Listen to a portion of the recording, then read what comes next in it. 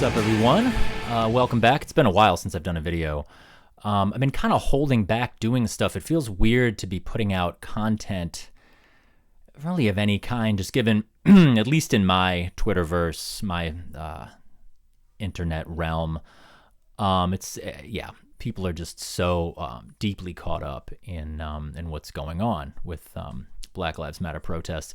I'm not going to go too deep into my vibe on it. I'm just going to leave it simple. Fuck racism, fuck police brutality, maybe fuck the cops in general. We'll see. But what I really wanted to talk about was just, I was excited to see this post from Bølzer. Bølzer are one of my favorite, like, short list of extreme metal bands.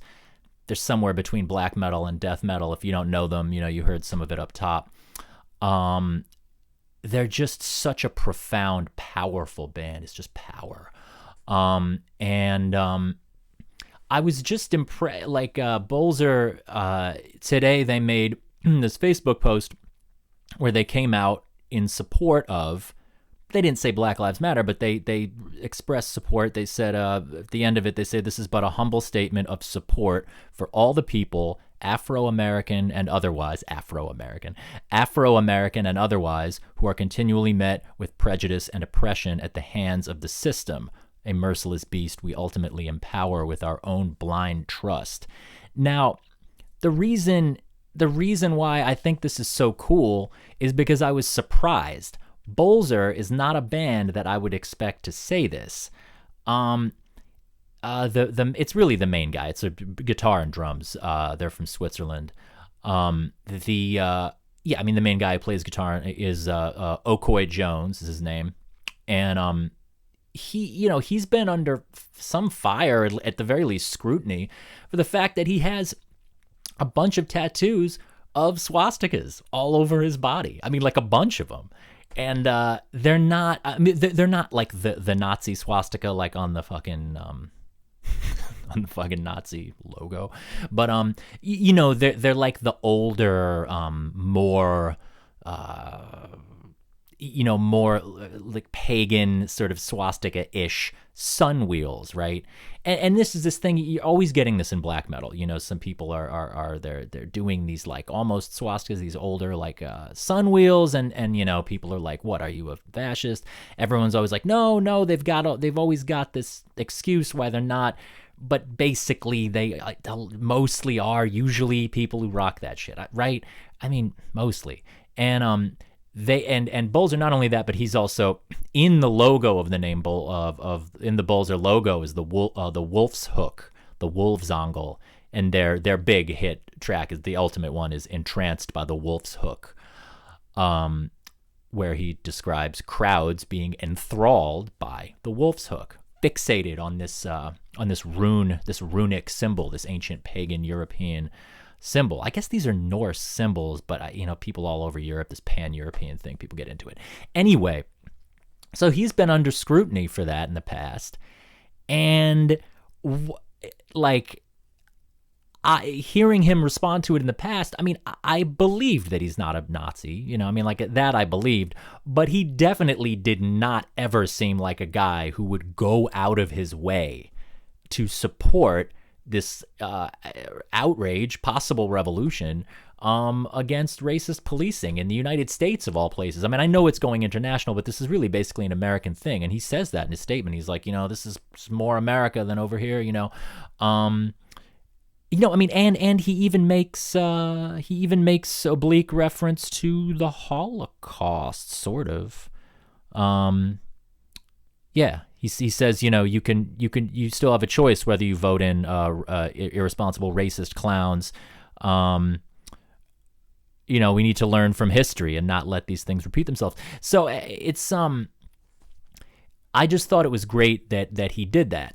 Now, I mean, this is the thing, you wonder, like, well, what is this guy, just like confused? He's got these like Nazi-ish runes. It's like, no, man, like when, in the past, when he's defended these runes and stuff, you got to believe him and actually go to where he's at. He says, my sun wheels, my swastikas, whatever you want to call them, it's an ancient symbol. It represents a lot of different energies. It's about sun worship, solar power. And in the past, he said, we promote the growth and enlightenment of the individual.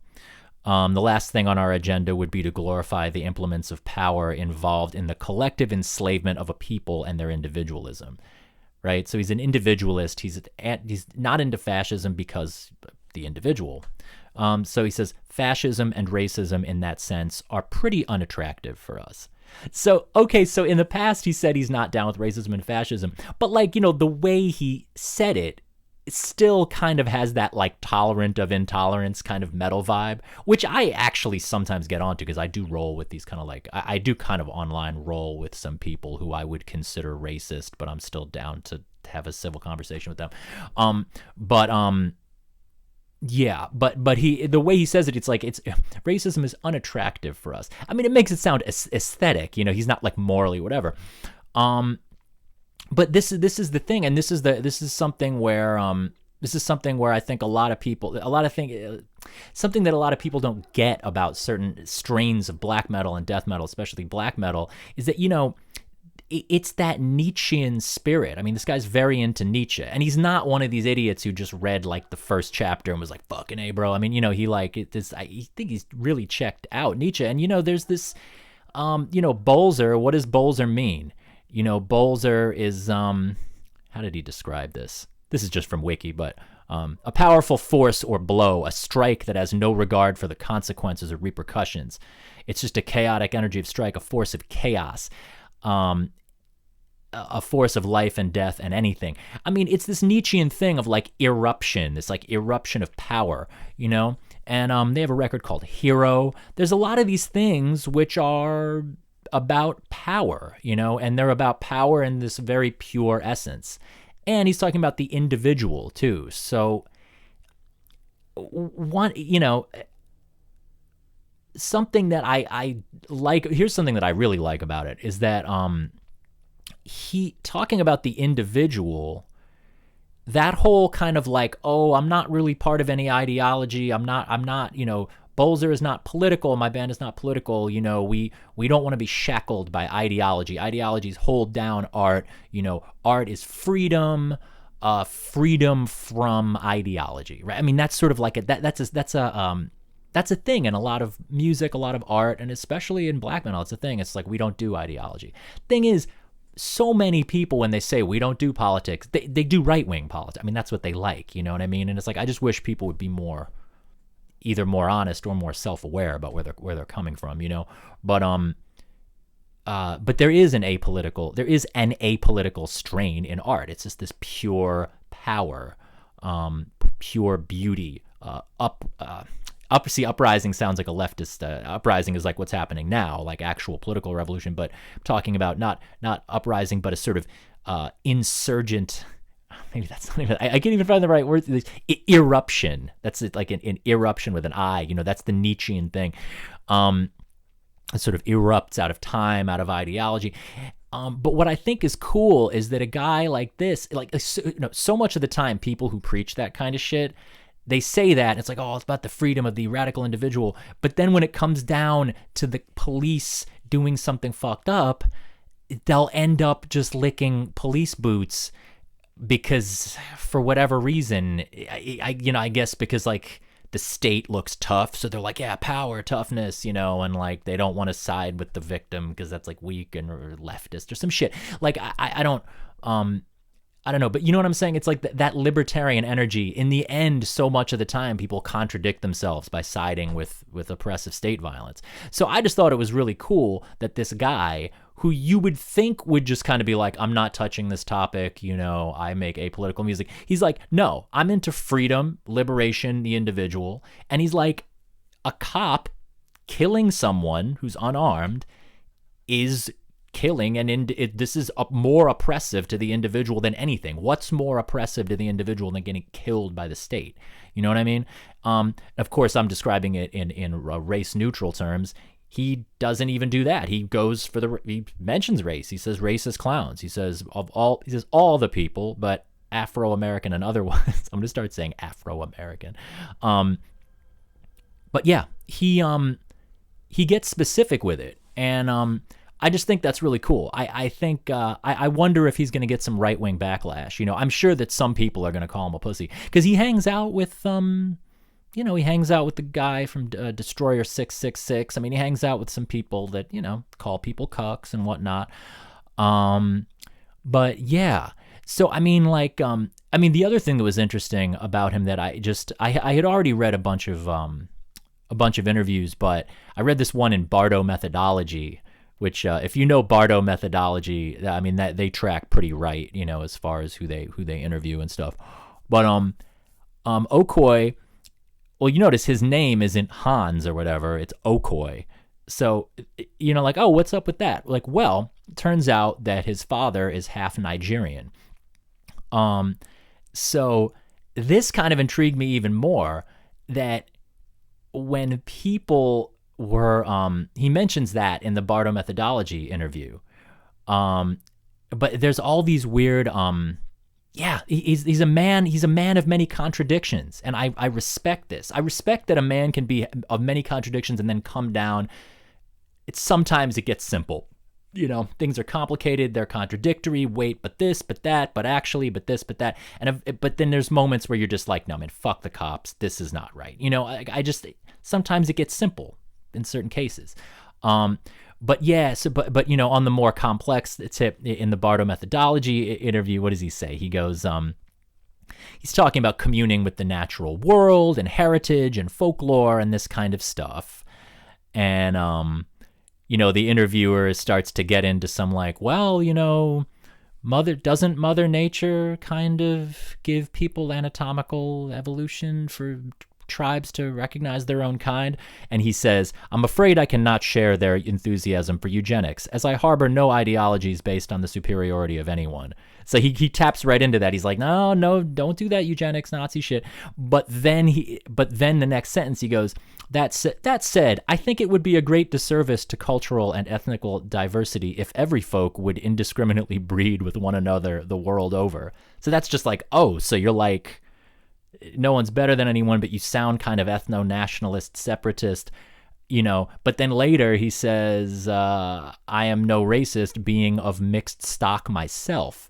So, I mean, these are some contradictions, you know, with this guy. You know, he's like, well, maybe races are kind of a real thing and should separate, but I'm mixed race and that's cool too, but let's not take it too far. I mean, there's plenty in there that you could just be like, oh, what the fuck are you talking about, dude? I mean, you could, you know, from a leftist standpoint, obviously, you know, but I just think it's cool that just despite all of this shit, he's just like, no, man, this is racist.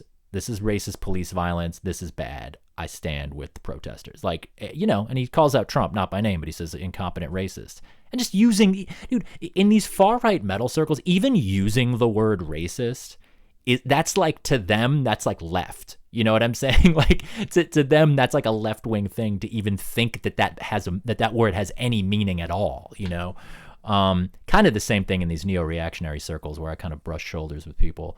But the last thing that I'm going to say that I thought was really interesting about the Bølzer guy, Okoi, his, that it's interesting because in the interviews that I had seen other than the Bardo Methodology one, I guess the one that got passed around a lot was from 2014, where Kim Kelly interviewed him, and Kim was like, yeah, I'm not calling you out, but like, you got to explain the swastikas. Like, what's up with those swastikas? And you know, he said like, oh, it's a sun, you know, sun wheel, symbols of the sun. It doesn't necessarily mean fascist, you know, European folklore. So he says that, but he kind of leaves some doubt in Kim's mind or your average leftist mind. And the thing is, in that interview, he doesn't even bring up, look, I'm a quarter Nigerian. I'm like, he could have said, I'm black, leave me the fuck alone. And he didn't, which I thought was kind of a hip move. Not that, you know, I'm not saying like it's good he hides that to heritage. Like, I'm not saying that, and I'm not saying like good on him for not playing the race card. It's not like that, but there's just something kind of sick about just being like, you know what, I can argue about how this isn't racist. Like, you know, just being like, the fact that he was like, I'm so confident in the non-racism of this that I'm not even going to bring up that I'm part Nigerian. I can just you should be able to be convinced just by what I say about these Sun wheels. He might have put Kim Kelly's mind more at ease if he had brought up his heritage, but maybe not even. Maybe he acknowledges that bringing that up wouldn't quell people's concern. But what I think is extra cool is then in the Bardo methodology interview, which is a way more right-wing, like some pretty fucking right-wing magazine outlet, that's the one where he brings up that he's a quarter Nigerian, you know, where like this guy's just like, yeah, like heritage, you know, what's up, borders, you know, folk. And he's just like, dude, I'm a quarter Nigerian. So, you know, like he puts a limit on, like, he's like, dude, we're not going to go to this level of racism, you know? So, I mean, he's an interesting guy, you know, but look, a lot of the time when these metal guys say it's just a Sun wheel, I still am just like, bro, I don't know about that. In this man's case, it is definitely just a Sun wheel. And in fact, saying just a Sun wheel is kind of diminishing to Sun wheels, because you should, I mean, the swastika is the like simple-minded, violent, dumb thing. A Sun wheel is this radiant, eternal symbol that I'm not about to get tattooed on my chest anytime soon. But then again, I'm not a quarter Nigerian. So, well, actually, as a half Jew, I could totally get away with that, whatever the fuck that means. In any case, yeah, this pleased me no end.